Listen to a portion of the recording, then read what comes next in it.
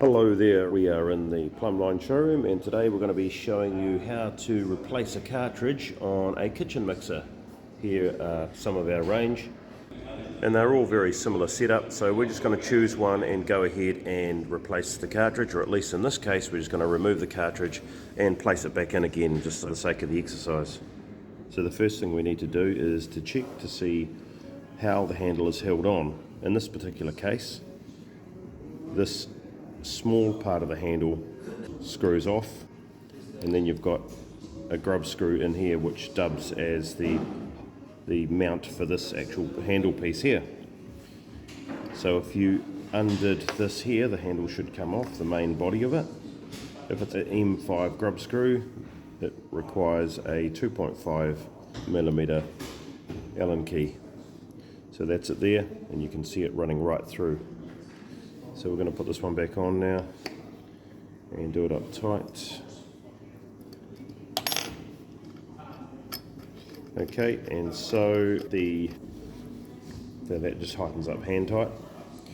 The next type is the one that's got the grub screw at the back. So this particular one has the grub screw behind the handle. In this case it's got a small hole.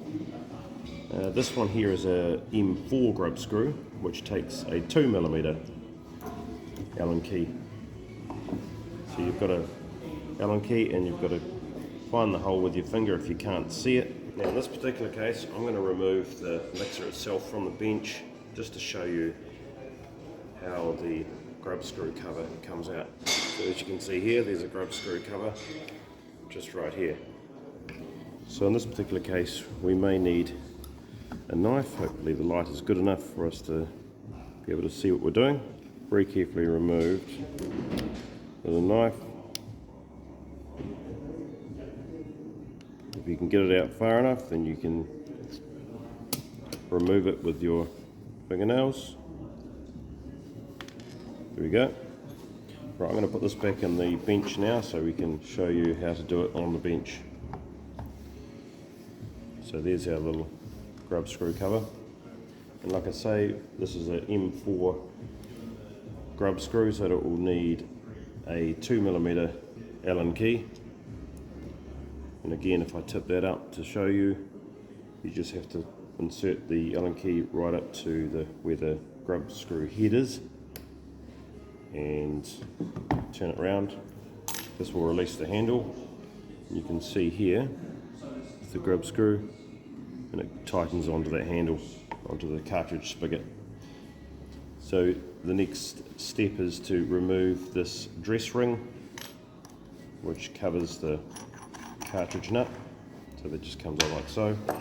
Then you just get a standard spanner or adjust it to the correct size. Do it this way so you can see. Now it may be easier to place the spanner, the adjustable spanner, in like so you can get more of a grip on the two parts of the hexagon of the nut itself. So once that's in, you can then, it shouldn't be very tight, you should be able to just spin it around like that. So that'll loosen off the nut. Once the nut's loosened, it can be pulled right out by hand. Then you've got the cartridge. So it's always better if this is a live tap, as in if it's fully plumbed in, it's good to have a cloth under there, so because of any excess water that will drip out. And another little tip too is that keep your plug in your sink, just in case you've got the grub screw cap or the grub screw or any other small parts that might drop down into the sink and then they disappear down the waste, which is a relatively common thing to do, unfortunately. So yep, always put your plug in. So here's your cartridge, really simple. You can see the two locating pins on the cartridge itself, and then they correspond with the opposing female parts inside the tap itself. So if this was going to be a replacement, it would just simply be put straight in.